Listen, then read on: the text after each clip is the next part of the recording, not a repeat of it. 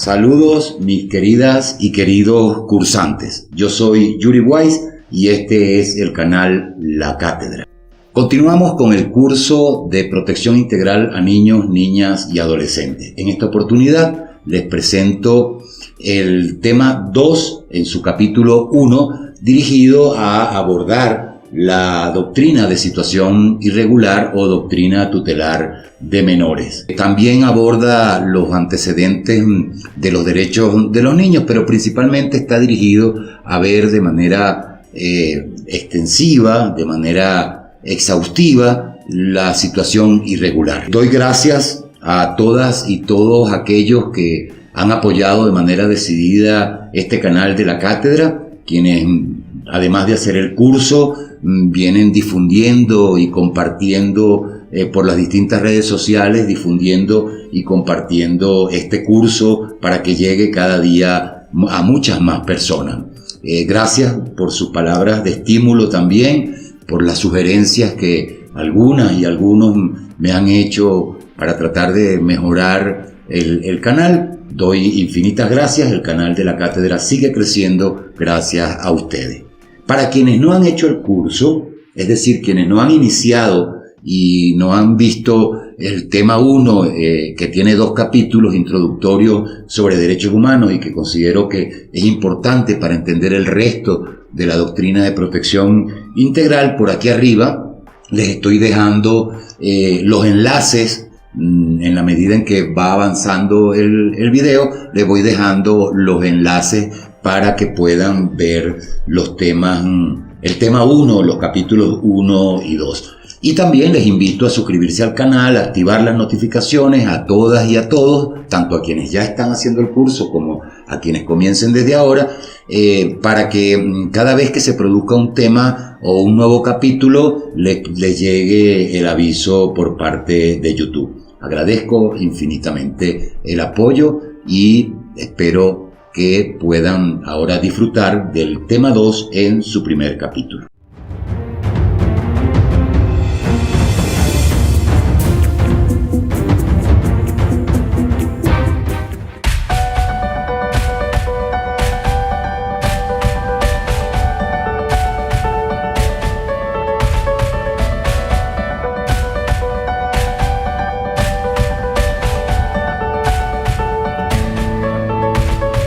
Algunas advertencias antes de iniciar. La primera advertencia es que este es un tema extenso, es bastante amplio, por cuanto de la comprensión de la doctrina de situación irregular o doctrina tutelar de menores, que se encargó de discriminar, segregar y dividir a la infancia e incluso de dividir también a la familia. De la comprensión que tengamos de esta doctrina de situación irregular podremos entender las razones fundamentales que llevaron a su superación y a su transformación. Es decir, a los cambios que se han dado a partir de la doctrina de protección integral y especialmente a partir de la Convención sobre Derechos del Niño. La segunda advertencia es que, por supuesto, hoy día todo el mundo o muchos hablan de protección integral, de protección de derechos a la niñez, de restitución de derechos a niños, niñas y adolescentes, pero muchas veces esto se queda exclusivamente en el discurso o se queda exclusivamente en las palabras, porque la práctica personal, la práctica social, familiar, la práctica y la conducta institucional, las políticas de los distintos estados en el mundo, siguen sin entender las razones fundamentales de la protección integral. Y por supuesto, esta práctica, incluso la cosmovisión cultural que se tiene de la niñez y de la adolescencia, es más que protección integral, sigue siendo rémoras de la situación irregular. Y subyacen en esas prácticas todavía la discriminación, la segregación, la negación del niño como sujeto de derechos. Esa es la segunda advertencia.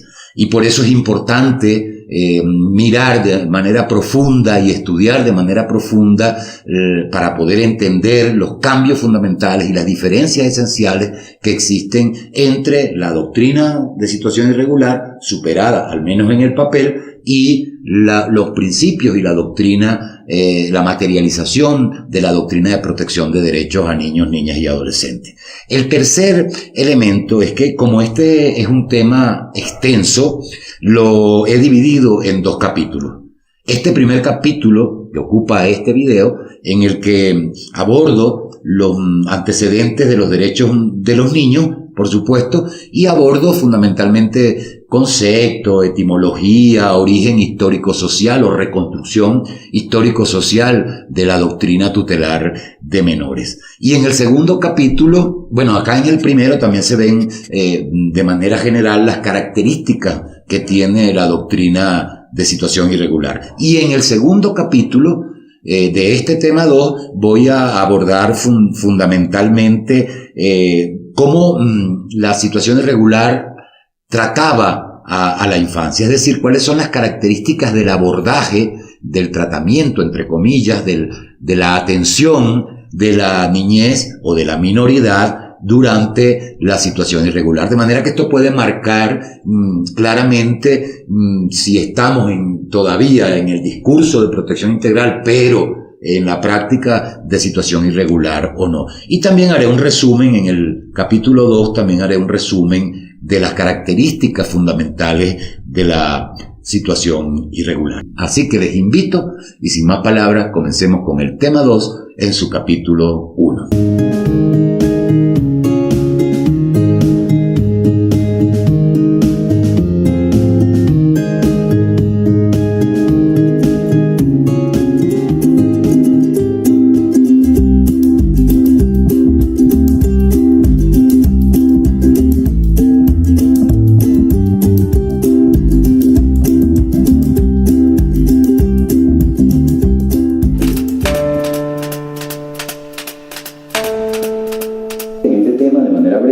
Vamos a listar los antecedentes que en el marco de los derechos humanos marcan, valga redundar, marcan la protección integral de niños, niñas y adolescentes. Y en primer lugar vamos a señalar en la lámina siguiente cuáles son los instrumentos fundamentales de derechos de niños, niñas y adolescentes. En el año 1924, la Carta de Derechos del Niño, producida por la Sociedad de Naciones. Aquí vamos a establecer una clara diferencia, una Carta de Derechos del Niño que no era vinculante, era una declaración, un manifiesto de buena voluntad sobre los derechos de los niños, pero que constituyó el antecedente internacional más importante para la época, que permitió enfrentar la visión tutelar o irregular en el que los derechos quedaban a potestad de la familia o quedaban a potestad del Estado sin que pudiera exigirse su cumplimiento. La Sociedad de Naciones dijo, los niños tienen derechos, lo dijo por primera vez en el ámbito internacional, dijo por primera vez, los niños tienen derechos.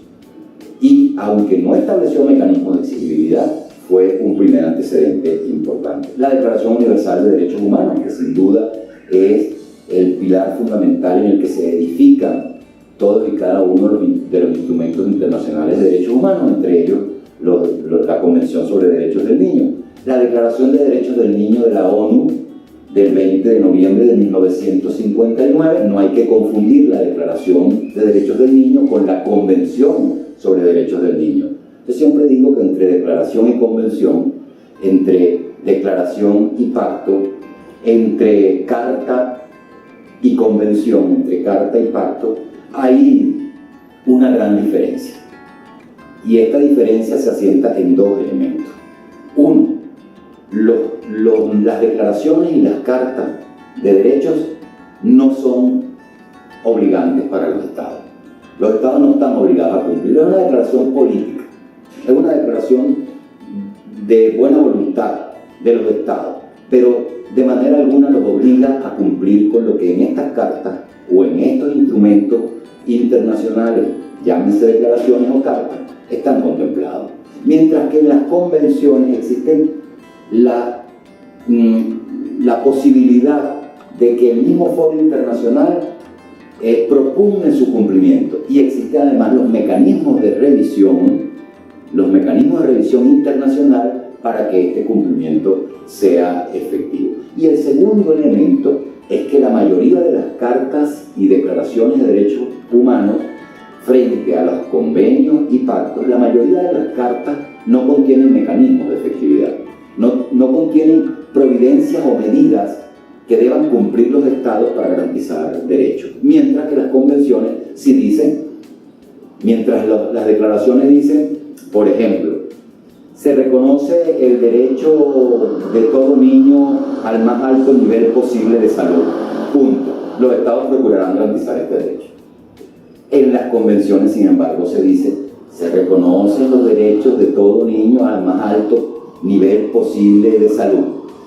El Estado parte, en consecuencia, tendrá que hacer lo siguiente. Primero, garantizar atención primaria integral. Segundo, garantizar las vacunaciones necesarias para la vida y la salud. Tercero, producir políticas de saneamiento ambiental. Cuarto, educar y formar a la familia sobre políticas de salud. Es decir, establece una gama de mecanismos y obligaciones que los estados deben desarrollar para dar cumplimiento a estos derechos. Otros instrumentos son las reglas mínimas de Naciones Unidas para la Administración de Justicia de Menores, conocidas como reglas de Beijing, producidas por Naciones Unidas en 1985, la Convención sobre Derechos del Niño del 20 de noviembre de 1989, justamente cuando se cumplían 30 años de la celebración de la Declaración de Derechos del Niño, los distintos protocolos adicionales o protocolos facultativos a la Convención, entre ellos el protocolo que tiene que ver con prostitución, pornografía y explotación sexual, el protocolo que tiene que ver con conflicto armado y el protocolo sobre peticiones, sobre cómo dirigir peticiones y la obligación de atender las peticiones de los niños, niñas y adolescentes para garantizar un procedimiento que garantice sus derechos. Las reglas de las Naciones Unidas para la Protección de Menores Privados de Libertad del año 1990, producida por Naciones Unidas, conocidas como directrices de Riad. Las reglas de La Habana, que constituyen reglas de las Naciones Unidas para la Protección de los Menores Privados de Libertad, también del año 90. Las reglas de Tokio, que son reglas de las Naciones Unidas para la Administración de Medidas no privativas de libertad, del año 90, y la Convención de La Haya en materia de adopción internacional. Digamos que estos son los instrumentos generales más importantes en esta materia. En el año 1924, el 26 de diciembre, la Liga o Sociedad de Naciones, uno de los antecedentes, constituida, hizo un serio esfuerzo para la universalización en la nueva era del derecho internacional de los derechos humanos. Sin embargo, esta sociedad o Liga de Naciones fue truncada por las tensiones existentes entre los distintos países y las guerras que lamentablemente a mitad del siglo XX se fueron declaradas. Sin embargo, se aprobó en el 26 de diciembre de 1924 la Declaración de Ginebra sobre Derechos del Niño. El otro antecedente práctico que tiene que ver con ello es, por supuesto, la Declaración Universal de Derechos del Niño, que a pesar de ser una declaración contenía algunos elementos de materialización de los derechos, que se produjo en el año 1959.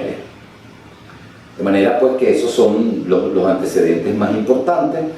Señalo en la siguiente lámina algunas relaciones de distintos autores que constituyen antecedentes importantes también, en distintas novelas, en obras tituladas Derechos de los Niños, como la obra de Kate Douglas Wiggin, que se lleva como título Derechos del Niño, en donde él no solo plantea la necesidad de defender los derechos, sino de otorgarles un contenido específico al concepto de derechos del niño. Y en su opinión el derecho no era equivalente, sino muchas veces opuesto al concepto de privilegio o indulgencia. Es importante que esta obra sea revisada. Kate Douglas Wiggin, en la obra Derechos de los Niños.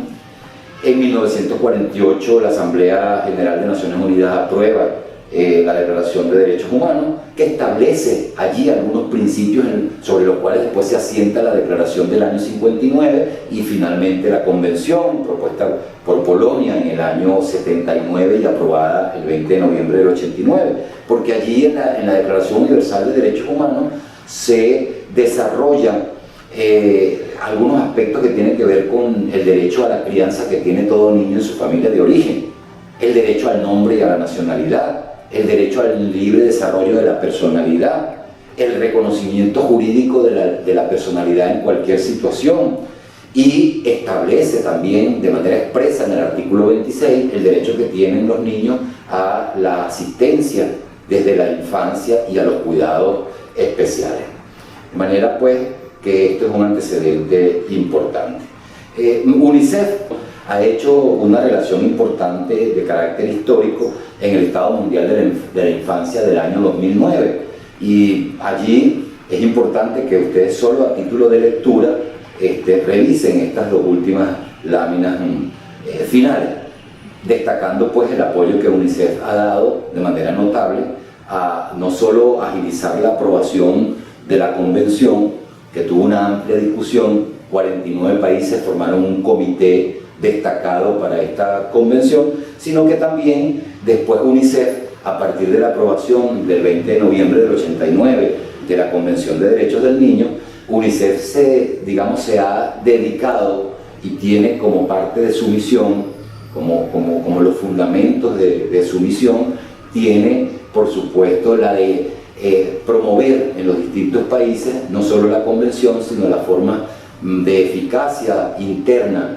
de los derechos del niño y contribuir en el seguimiento para el cumplimiento de la Convención sobre Derechos del Niño. Por eso UNICEF es el principal órgano internacional que cumple con la vigilancia y apoya a los gobiernos y a la sociedad para la exigibilidad, la vigilancia de los derechos que están contenidos en la Convención, es decir, para que se materialicen los derechos contenidos en la Convención.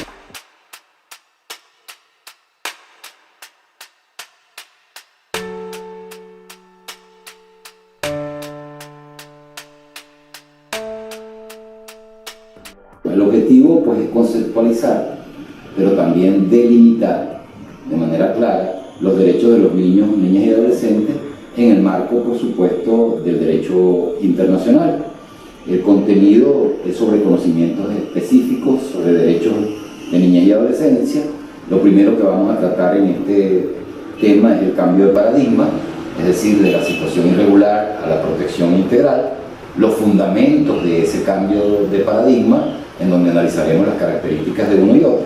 Por supuesto, veremos en detalle la Convención sobre Derechos del Niño y después entraremos de plano en los derechos de la niñez y adolescencia, en los 4 grandes grupos de supervivencia, desarrollo, participación y protección especial. Y vamos a ver, delimitando los derechos y las garantías, vamos a ver la interrelación entre estos 4 grandes grupos de derechos. Vamos a aproximarnos también a una definición de la protección integral, y pasada esta definición, que es una aproximación a la definición de protección integral, no es una definición como tal, pero trata de contener todos los derechos y los principios de la protección integral a derechos humanos de niños, niñas y adolescentes. Vamos a abordar los compromisos y las medidas generales y los compromisos y las medidas particulares que asumen los estados que han ratificado la Convención sobre Derechos del Niño. Después veremos con precisión los derechos y las garantías, y vamos a hilar allí a profundidad una delimitación de conceptos de derecho y una delimitación de conceptos de garantía, en donde además abordaremos los derechos colectivos difusos y los derechos individualmente considerados, analizando la aplicación y el interés práctico que tiene esta delimitación de derechos y garantías entre colectivos, difusos e individualmente considerados. La siguiente lámina, ustedes van a ver allí un esquema en donde se dibujan los 2 paradigmas en el tratamiento universal de la niñez y la adolescencia. van a conseguir el paradigma tutelar, que tiene su fundamento, tiene su asiento en lo que se ha dado en llamar la doctrina de la situación irregular. Emilio García Méndez y Exxon Seda dicen que esta no llega a ser doctrina jamás, que es una especie de tesis o planteo lejos de ser una doctrina, porque para que estemos hablando de doctrina tendríamos nosotros que hablar de principios, y una doctrina que carezca de principios no es doctrina. Por supuesto, la situación irregular, como veremos en detalle en las láminas subsiguientes, carece de principios. Pero bueno, vamos a ver allí el paradigma tutelar, que tiene su fundamento o su asiento en la doctrina de situación irregular. Luego vamos a ver en este mismo esquema la protección integral, que tiene su asiento o su fundamento y que se desarrolla a través de los derechos humanos. Y ojo, de los derechos humanos, no solo de los derechos de los niños, sino que en el paradigma de protección integral se aplican todos los instrumentos internacionales de derechos humanos, y valga redundar, en cuanto sean aplicables a los niños y a las niñas.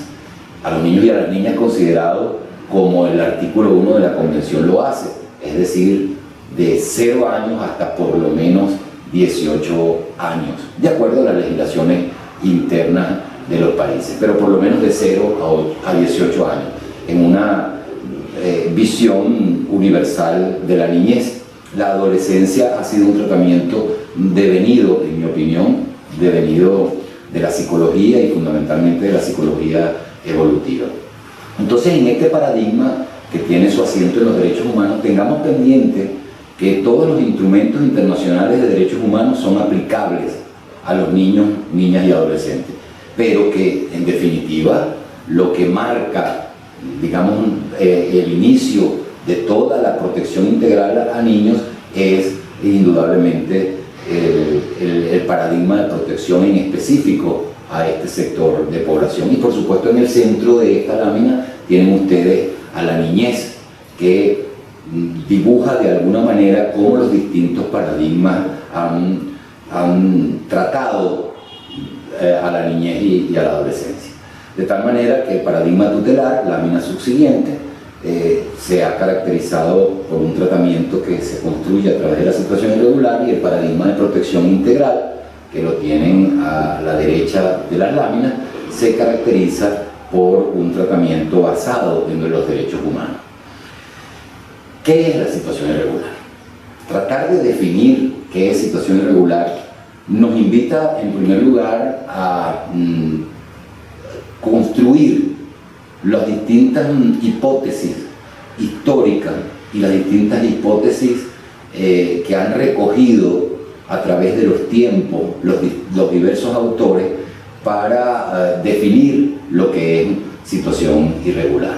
Existe por allí un concepto elaborado por el Instituto Interamericano del Niño, que dice que la situación irregular, palabras más, palabras menos, dice que la situación irregular es cuando un niño se encuentra en situación de abandono social, o cuando no ha sido atendido en las necesidades que requiere, o cuando ha cometido una infracción o ha delinquido. Esto, en términos, digamos, generales, es lo que el Instituto Interamericano del Niño en el año 1974 definió como situación irregular. Sin embargo, nosotros vamos a tratar de reconstruir, viniendo desde el pasado para poder llegar al presente, viniendo desde el pasado, de tratar de reconstruir este paradigma de situación irregular, apoyado por supuesto en distintos autores y apoyado fundamentalmente en la relación que en un texto maravilloso, un libro maravilloso que ha sido publicado con distintos títulos, pero que originalmente se llamó De la situación irregular a la protección integral, las legislaciones de niñez y adolescencia en América Latina y el Caribe, del argentino Emilio García Méndez, el cual recomiendo como parte de la bibliografía fundamental para el estudio de esta materia. apoyados pues en la reconstrucción que hace Emilio García Méndez, vamos nosotros a decir, nos vamos a atrever a aventurarnos a decir que el paradigma de situación irregular constituye lo que yo he dado en denominar una desconstrucción de la niñez y, por supuesto, una desconstrucción de la familia. En la lámina siguiente vamos a ver a quiénes se dirige la situación irregular. Si ustedes optan por revisar las legislaciones anteriores a la doctrina de protección integral, legislaciones de menores, códigos de menores, códigos tutelares, nacidos originalmente en 1919 en adelante hasta aproximadamente 1950, con reformas posteriores hasta los años 80 en distintos países, en donde nace en primer lugar la denominada ley Agote en Argentina. Si ustedes revisan con detenimiento cada una de las legislaciones de los países de América Latina, nos vamos a dar cuenta de un detalle bien interesante, que las legislaciones son una copia al carbón, casi una copia al carbón de las definiciones que en Europa se comenzaron a dar para los niños abandonados. Esto lo veremos un poquito más adelante, pero que tiene tres sujetos a los cuales están dirigidas las legislaciones de menores. Uno, los que se encuentran abandonados material o moralmente, o material y moralmente. Estos son sujetos menores de 18 años o menores de edad, de acuerdo a las legislaciones, que se encuentran llamados en situación de abandono. Dos, los sujetos que se encuentran en situación de peligro o de riesgo social, segunda gran subcategoría. Y tercero, los infractores o los que han cometido delitos. Estas tres subcategorías, dentro de estas tres subcategorías se describieron una cantidad de tipos sociales y de tipos legales en las distintas legislaciones que permitían que cuando un niño fuese declarado en situación de abandono, entraba en situación irregular, o declarado en situación de peligro, entraba en situación irregular, o declarado infractor, entraba en situación irregular. Entonces, la gran categoría de situación irregular abarcaba tres subcategorías. Una, abandonados material y moralmente. Dos, en situación de riesgo o peligro social. Y tres, los infractores. Para poder nosotros aproximarnos al concepto y a las características, que no principios, sino características de la situación irregular, la primera cosa que nosotros vamos a hacer es una reconstrucción, a intentar hacer una reconstrucción histórico-social de la situación irregular. Y para ello vamos a tomar tres elementos. Tres períodos o hipótesis históricas. Tres momentos históricos. Un momento histórico que está indicado por Philip Ariès en su obra importantísima, que también recomiendo, se encuentra publicada inicialmente publicada en Europa, luego en América publicada por UNICEF en unos textos que se dieron a denominar textos básicos y en unos cursos sobre derechos de la infancia que comenzaron primero en Chile y luego en Venezuela, pasando por otros distintos países. Y es que en esta obra de Philip Ariès, denominada La niñez y la familia en el antiguo régimen, se narra de manera, digamos, detallada el tratamiento de la niñez en el régimen de situación irregular. Y él comienza de una manera a lo mejor tentadora, yo diría de una manera provocadora, comienza diciendo en esta obra de La niñez y la familia en el antiguo régimen, comienza diciendo que antes del siglo XVII la infancia no existe. Decir que antes del siglo XVII la infancia no existe, la primera sensación que nos da a nosotros es que no existían niños. No, obviamente sí existían niños. La infancia como categoría social, en la forma en que a partir del siglo XVII comenzó a ser tratada, no existía. Es decir, la visión que se tenía, tanto cultural como institucionalmente, de la infancia, no era la misma antes del siglo XVII y principalmente desde el siglo VIII hasta el siglo XV aproximadamente, no era la misma que luego en el siglo XVII se describe a través de las instituciones. ¿Y qué utiliza Philip Aries para tratar de demostrar esta teoría de que antes del siglo XVII la infancia no existe? Utiliza dos elementos. Uno, la obra pictórica. Es decir, revisando la creación artística de los pintores de la época anterior al siglo XVII, Philip Aries expresa, entre otras cosas, que, por supuesto, los pintores son la fotografía de la época. Y esa fotografía de la época resume la visión cultural que se tenía de la niñez, entre otras cosas, por supuesto, la visión cultural en general de la sociedad. Pero en cuanto nos interesa a nosotros, la visión cultural de la niñez retrata, por decirlo de esta manera, fotografía, por decirlo de esta forma, la visión cultural de la niñez.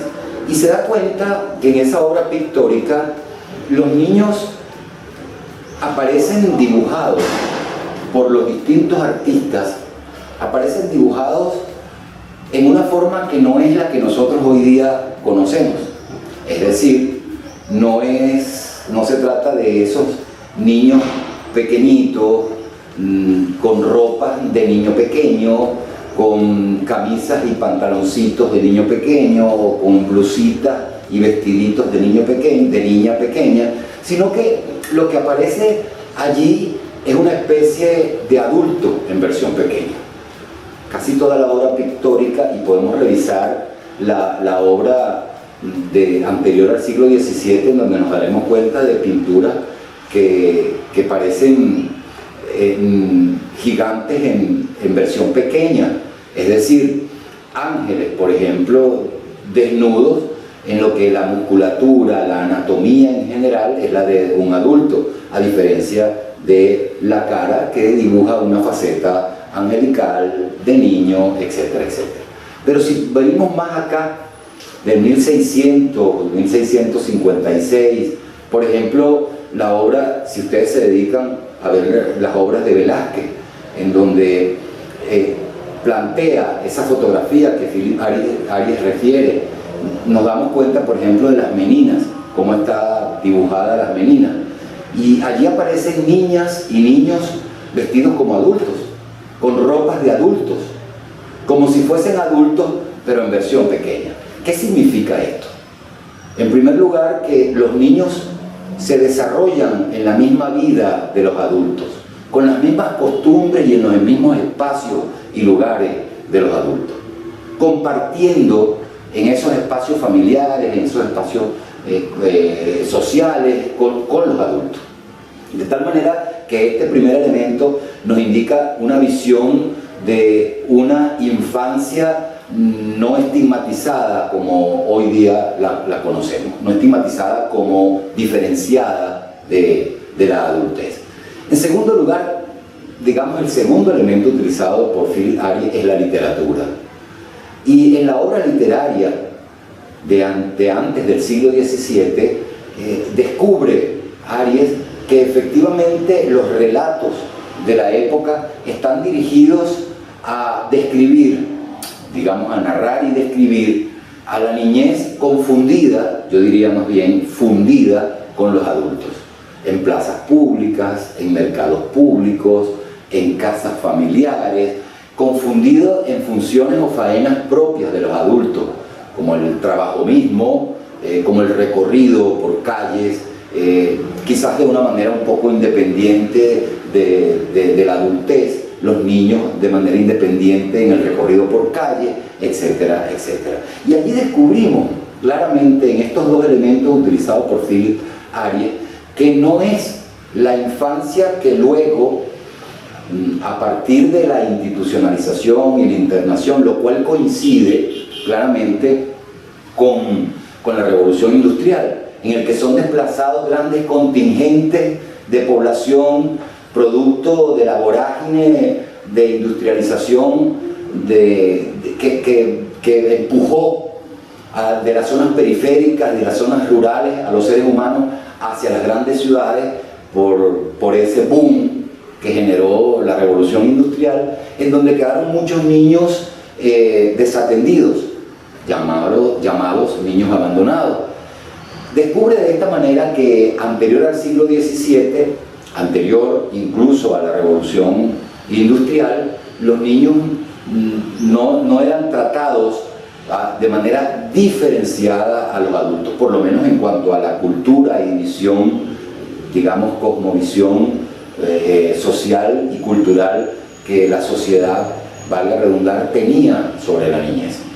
Esto es sumamente importante porque justamente coincide con el comienzo de la institucionalización por caridad de los niños abandonados, en donde ciertas religiones, grupos sociales, élites, factores de poder toman como solución, entre comillas, al problema, también entre comillas, de los niños abandonados, toman como solución el internamiento. Es decir, se crean cantidad de grupos caritativos, orfelinatos entre ellos, ¿verdad?, para alojar a los niños que habían sido abandonados, producto de todo este movimiento en el que mujeres y hombres salían a trabajar descuidando la atención a la familia. Digamos que ese es un primer elemento. La infancia, antes del siglo XVII, no existe en el sentido en que las instituciones, a partir del siglo XVII, comenzaron a mirar a la infancia y el tratamiento de la infancia. El segundo elemento, que es la segunda, digamos, hipótesis histórica que es importante indicar, es algo que está más cerca de nosotros de lo que pensamos: es la escuela, el surgimiento de la escuela. Seguramente todos hoy día pensamos que la escuela es un espacio, indudablemente un espacio de enseñanza-aprendizaje, de un proceso, para un proceso de formación del ser humano. Pues la mayoría de los autores, entre ellos Jean Piaget, consideran que la escuela no es eso. Y si yo le pregunto a ustedes qué consideran que es la escuela o qué consideran que es la educación, ustedes seguramente lo primero que me van a decir es: la escuela es un derecho. La educación, perdón, es un derecho. Y la escuela es el espacio donde se desarrolla ese derecho. Pues el surgimiento de la escuela no es precisamente por un derecho. La escuela surge como una necesidad de control social, de una forma apropiada de control social. La escuela no fue siempre lo que nosotros hoy día conocemos como escuela. Nosotros hoy día conocemos como escuela ese espacio que claramente ya les definí, de formación. La escuela fue en sus inicios la no escuela. ¿Y qué decimos con la no escuela? La no escuela era el lugar donde iban o acudían o podían acudir los hijos de los sectores económicos dominantes. De hecho, quien escogía la formación privada, no era una escuela pública, quien escogía la formación privada eran los sectores económicos que definían los hijos de quienes podían ir a la escuela y los hijos de quienes no podían tener acceso a la escuela. Y por eso hablamos, Emilio García lo define muy bien, como una niñez escuela, una niñez del sí escuela y una niñez no escuela o una niñez del no escuela.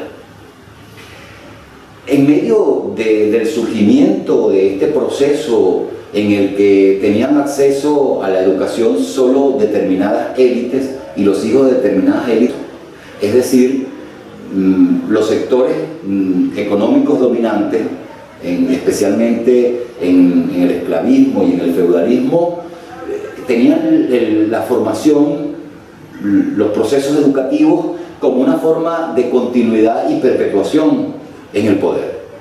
Mi hijo se va a perpetuar o va a terminar la obra de perpetuación y dominación en el poder a través de un proceso de formación educativa.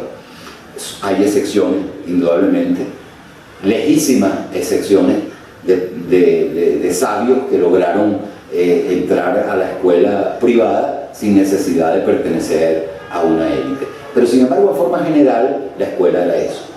¿Y quiénes no entraban a la escuela? ¿Quiénes eran esa manada de los que no entraban a la escuela? Las grandes mayorías.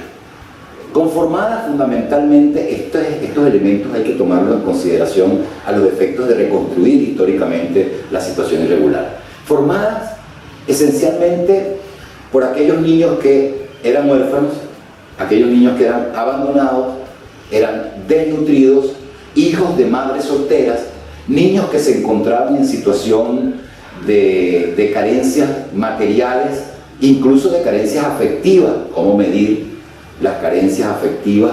No es un asunto que nosotros ahora podamos determinar, pero dentro de las carencias afectivas se contaba, por ejemplo, la ausencia de un padre, un hijo de madre soltera. Dentro de las carencias afectivas se contaba, por ejemplo, el hecho de que una madre tuviera que salir a trabajar y no pudiera atender a su hijo. Más que una carencia afectiva, en mi concepto, es una necesidad de carácter familiar la que impulsa a una madre la que impulsaba a una madre a esto.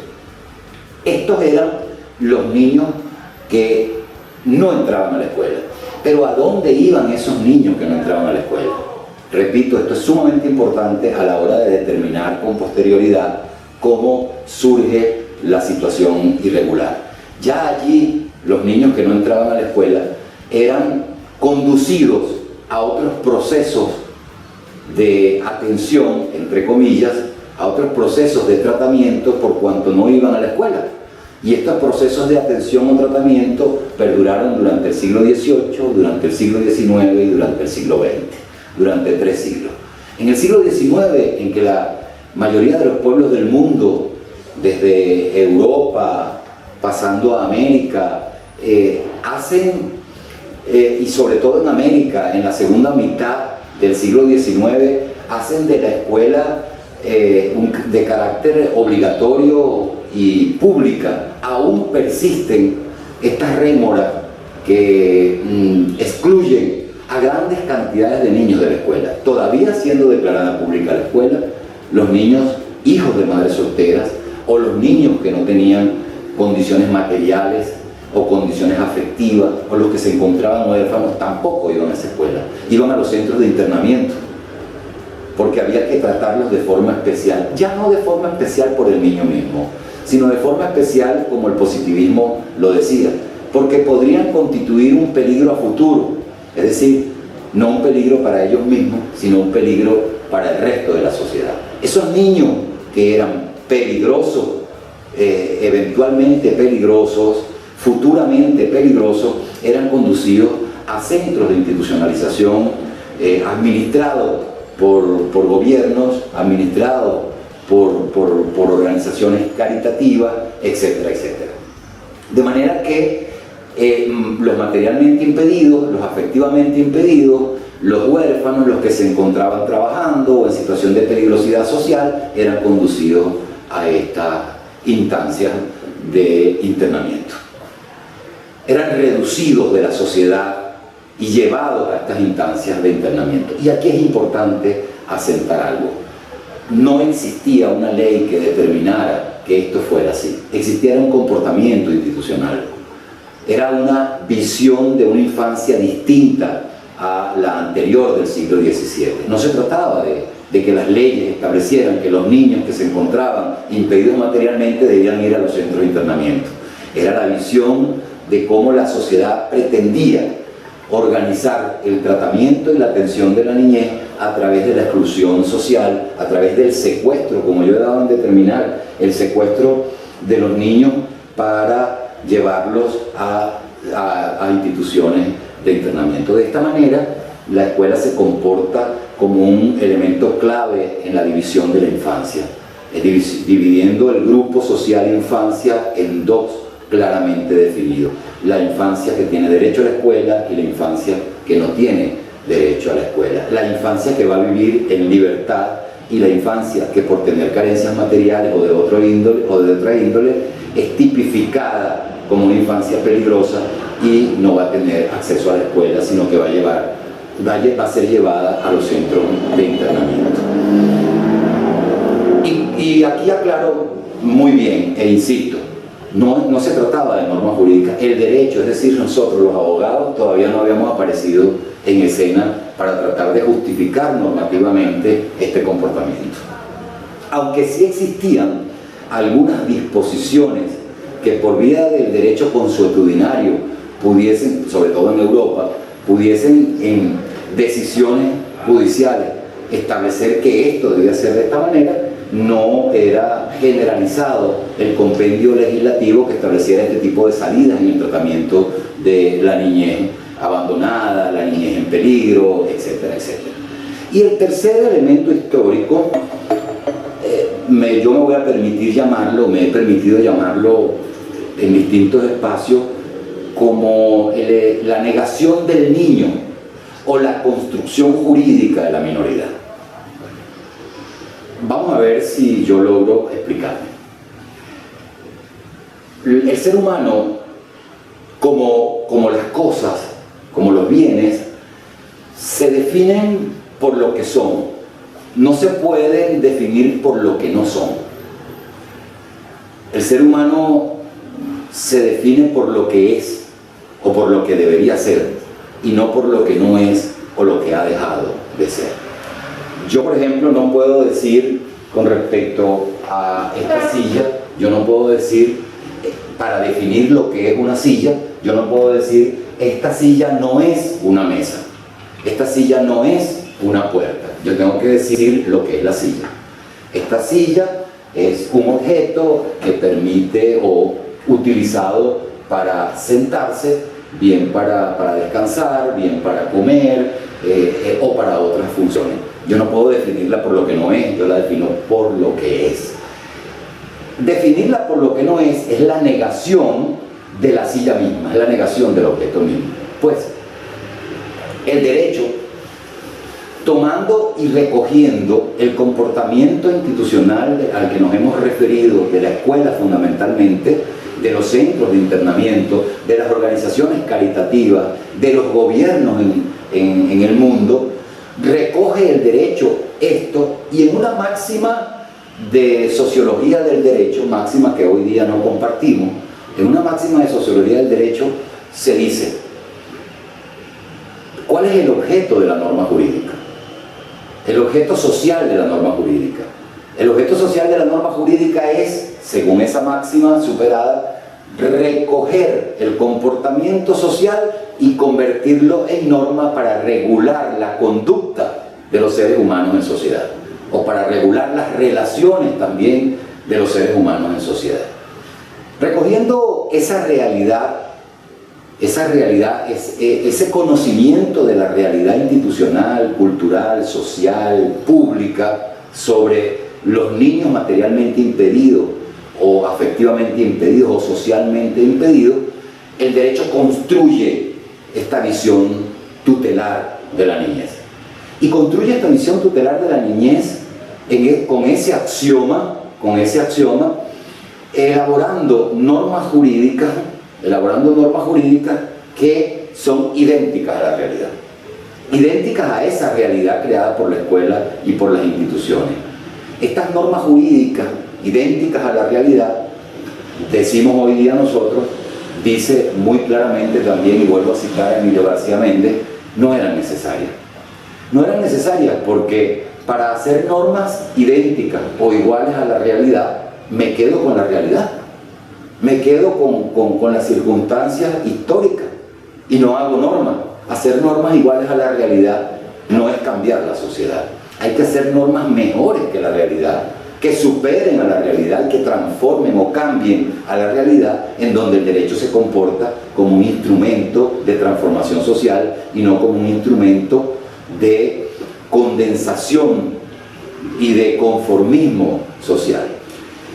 El derecho entra de esta manera, por último, y el derecho entra ya no en el siglo XVII, en el siglo XVIII, ni siquiera en el siglo XIX, aunque hay algunas referencias bibliográficas y sobre todo jurisprudenciales del siglo XIX, sino a principios, en la segunda década del siglo XX. A finales del siglo XIX, esas referencias históricas de carácter jurisprudencial han sido recogidas por Emilio García Méndez, y entre ellas indica una referencia clara de un caso conocido como el caso de Mary Ellen en Estados Unidos, caso que permitió que, conocido y digamos históricamente referenciado, a través de una sentencia. Y se trata de una niña que era maltratada por sus padres, madre y padre y progenitores, y por supuesto el caso es llevado ante una corte civil. Y la corte civil declara que, y escúchese bien, en vista de la ausencia de una norma que establezca y de antecedentes que establezcan qué decisión debe tomarse o qué tipo de decisión debe tomarse para proteger a esta niña, toma como base, esto es 1854 si no me equivoco, toma como base la ley de protección a los animales para proteger a la niña. Y como quiera que las leyes de protección a los animales establecían que un animal, cuando es maltratado por su amo o por su dueño, debe ser separado del dueño y debe ser llevado a un lugar de protección, a esta niña había que separarla de la familia y llevarla a un lugar de internación. Es decir, quien era víctima se convertía de alguna manera en un victimario que iba a ser juzgado por un tribunal y condenado a ser separado de su familia y separado de la sociedad, y fundamentalmente separado de la sociedad. Ciertamente, si debía ser separado era la familia, no la niña, del lugar donde habita, y quien debía ser sancionada es la familia maltratadora, no la niña. Esta fue la solución. A partir de allí se comienza a desarrollar una cantidad de decisiones cada vez que se trataba de un asunto que tuviera que ver con un niño que constituía, entre comillas, y bien subrayado, un problema determinado. Esto dio origen, a partir de la última década del siglo XIX, dio origen a la creación de los juzgados o cortes de menores en los Estados Unidos, que comenzaron a tratar el problema, entre comillas todavía, de la infancia desde esta óptica de estigmatización de la víctima, judicialización, es decir, llevar a juicio a los niños víctimas de desprotección, a los niños abandonados o a los niños que eran maltratados o carecían de la cobertura de sus necesidades básicas. A partir de allí, el derecho comienza a negar la propia condición del niño y comienza a definirlo por lo que no es. ¿Y cómo define entonces la situación irregular? Tal cual como el Instituto Interamericano del Niño lo dijo en el año 1974. En situación irregular se encuentra un niño cuando no es protegido, cuando no tiene cubiertas sus necesidades. Es decir, se define por sus condiciones negativas y no por su condición de ser humano. Y lo importante de esto es que al interior de la categoría social infancia, entonces todos los niños que de alguna manera entraban en esta tipología social, es decir, se encontraban sin atención, se encontraban desnutridos, se encontraban con problemas de salud, eran discapacitados o tenían retos extraordinarios, ¿verdad? Se encontraban en situación de peligro social, bien porque estaban próximos a situaciones de peligro moral o de daño moral, físico, o se encontraban en situaciones de trabajo. Estos niños eran calificados como no niños, sino como menores, una nueva categoría. ¿En qué asentó el derecho a esta categoría? Pues el derecho tomó una de las instituciones más viejas, una institución romana, pero ya no aplicada en el sentido en que los romanos le dieron a la minoridad.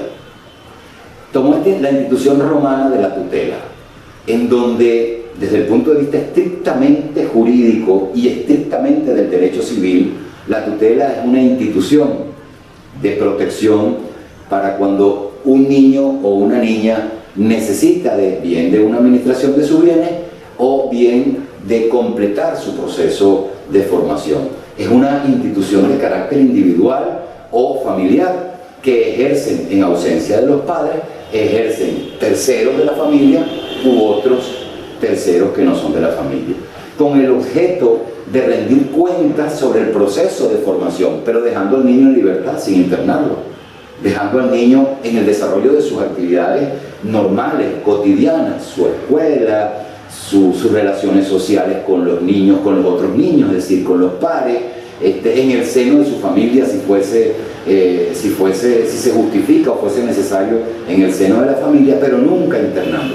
Pues el nuevo derecho tutelar, que no es el derecho de menores de Roma, tomando el concepto de tutela, crea una tutela especialísima, entre comillas, que ya no es este tipo de tutela romana para el derecho civil, que ya no se trata de incapacitar al niño a los efectos, por ejemplo, de la contratación, de ser responsable o ser sujeto de derechos o de obligaciones en un contrato civil, sino de incapacitarlo socialmente. Y para ello, utilizando la figura, la institución de la tutela, crea lo que se llamó la tutela del Estado. Es decir, cuando un niño no tiene capacidades, entre comillas, materiales, tiene las carencias materiales, se encuentra, repito, en situación de abandono o en situación de riesgo social o en situación de infracción, ese niño ya no va a ser llamado niño en principio, va a ser calificado como menor, deja de entrar al mundo de la categoría social niñez y es calificado como menor. Pero adicionalmente es judicializado, es llevado al ámbito judicial, es sometido a un juicio en donde pareciera que el niño es el responsable de sus propias carencias, y no los adultos, y no las instituciones, y no la sociedad, que no responde a la cobertura de estas carencias. Que además de ser estigmatizado, judicializado, adicionalmente la respuesta inmediata es el internamiento.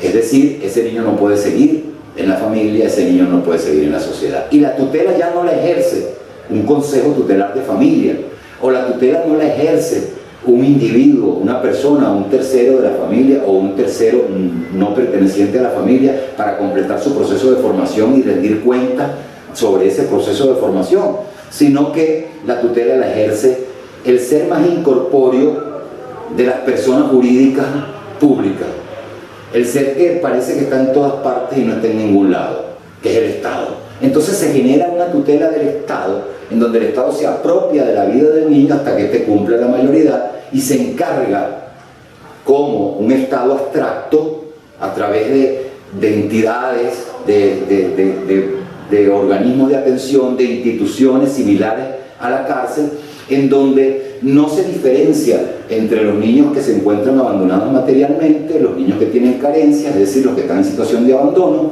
de los niños en situación de peligro o los menores, ni de los infractores. Es decir, que en un mismo grupo inicialmente, luego esto a mediados de los años 50 del siglo pasado cambió, son internados los que han cometido delitos con los que son víctimas del maltrato, por ejemplo, en el seno familiar. Estas tres, digamos, hipótesis históricas nos permiten reconstruir el comportamiento histórico-social de la situación irregular. En América, la primera ley que se produce en América es la ley Agote, en el año 1919, y se da en Argentina. Esta ley Agote desarrolla lo que ya en Europa, a través del movimiento de los reformadores, se venía diciendo con respecto al tratamiento positivista de la infancia. Es decir, los niños que se encuentran en determinadas situaciones que se tipifican allí, incapacitándolos socialmente, una especie de capitis diminucio, ya no por razón de la edad nada más, sino una capitis diminucio por sus condiciones familiares o sus condiciones sociales, serán objeto de la ley, discriminándolos y diferenciándolos del resto de los niños que forman parte de la sociedad. Es decir, diferenciándolos de los niños que sí tienen sus necesidades materiales cubiertas. Esto es, la ley Agote dice, están en situación irregular los niños que están abandonados. ¿Y quiénes son los que se encuentran abandonados? Los que no tienen educación, ¿Y por qué no tienen educación? Porque la escuela los ha excluido, de manera que se convierte en un círculo vicioso, más bien en una espiral viciosa. Estos tres elementos resumen lo que ustedes ven en su lámina sobre reconstrucción histórico-social de la situación irregular. Resumen lo que doy en llamar la desconstrucción de la niñez. Es como si nosotros tuviésemos un rompecabezas, hoy día sería un juego de Tetris o estas cosas más avanzadas, o una especie pues de rompecabezas con un paisaje, y lo desarmamos completamente y le pedimos a alguien que lo arme, pero le botamos 15 o 20 piezas. Es decir, esas piezas desconstruyeron a la niñez, estas piezas que ya mencionamos como hipótesis de reconstrucción histórico-social. Esta desconstrucción de la niñez se caracteriza por tres elementos en la situación irregular. Uno, la sustitución de las responsabilidades de la familia. Es decir, cuando una familia no responde porque no quiere responder o porque no puede responder, el Estado sustituye las responsabilidades de la familia, lejos de obligar a aquella familia que, pudiendo, no quiere responder a, digamos, la atención de sus hijos e hijas, o que queriendo no puede responder por condiciones económicas, por condiciones sociales, por condiciones culturales o educativas, o condiciones de otra índole. El Estado entonces sustituye las responsabilidades de la familia y secuestra, insisto en esta denominación del secuestro, secuestra a ese niño convirtiéndolo en un menor, llevándolo por supuesto a tribunales, llevándolo a una jurisdicción administrativa en principio y luego a tribunales para su internación. En segundo lugar, la tutela del Estado. El Estado asume la responsabilidad y sobre un manto supuestamente de protección de la niñez, el Estado asume la tutela, la formación, la orientación del niño en internamiento, llamado ya menor, ya no niño, sino menor, y asume esta formación hasta cumplir la mayoría, aislándolo de las relaciones sociales y de las relaciones familiares. El Estado se comporta de esta manera como un tutor, entre comillas, como decía antes, abstracto. Y finalmente, la exclusión de las políticas sociales básicas.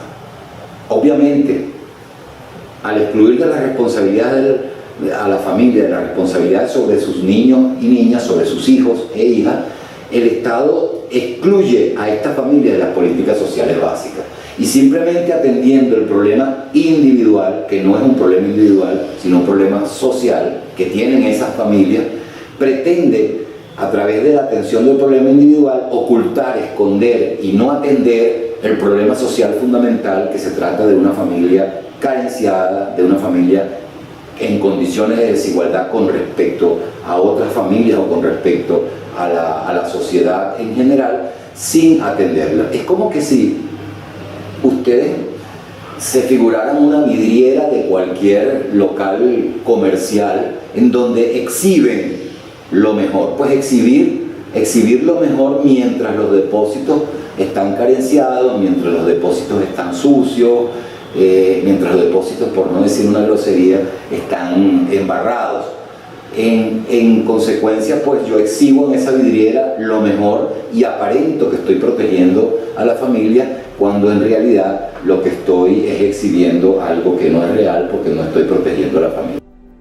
Ya vista la primera parte de la situación irregular en este capítulo 1 del tema 2, que tuvo como finalidad pues revisar los distintos conceptos que se elaboran sobre situación irregular, reconstruir histórica y socialmente a esta doctrina para explicar su origen y comprender también sus características.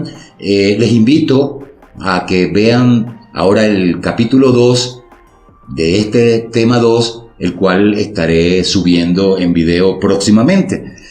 No se olviden de apoyar al canal de la cátedra, darle un like si les gustó, seguir el canal a través de la suscripción y activar en la campanita las notificaciones para que puedan seguir el curso completo.